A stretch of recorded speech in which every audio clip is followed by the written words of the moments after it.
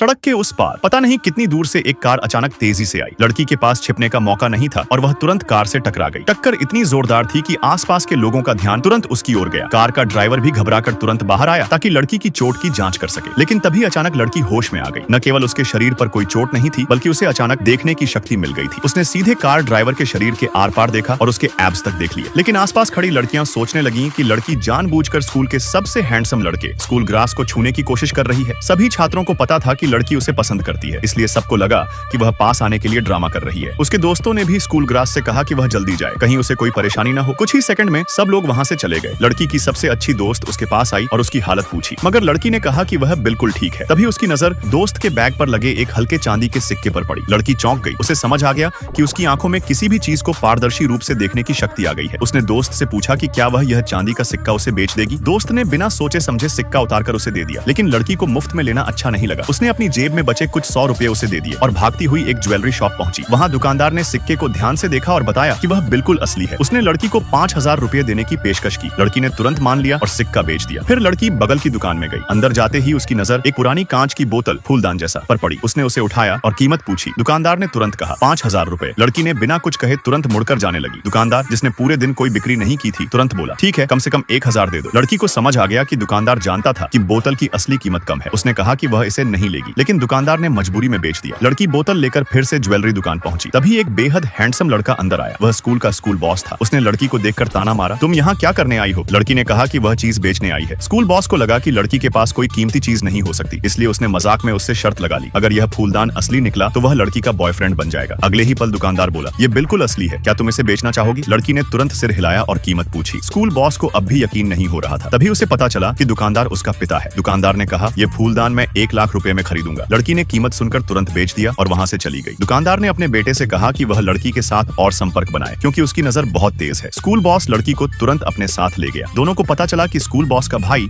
1 लाख रुपए कसिनो में हार चुका है और उसे वहीं रोक लिया गया है, इसलिए वह कसिनो में अपनी किस्मत आजमाना चाहती थी। भाई और स्कूल बॉस उसे रोकते रहे, लेकिन लड़की नहीं मानी और सीधे डाइस गेम की टेबल पर पहुंच गई। पहला राउंड शुरू हुआ। जज लड़की ने पासे हिलाए। जैसे ही कप रुका, लड़की ने अपनी नई शक्ति का उपयोग किया और देखा कि अंक बड़ा आने वाला है। उसने तुरंत भाई के पास मौजूद नकद में से 10,000 रुपए बड़े पर दांव लगा दिए। सबको लगा कि लड़की पागल है, लेकिन अगले ही सेकंड उसका अनुमान सही निकला और उसने आसानी से 10,000 रुपए जीत लिए। यह देखकर लड़की ने दूसरे राउंड में बड़ा दांव लगाने का फैसला किया।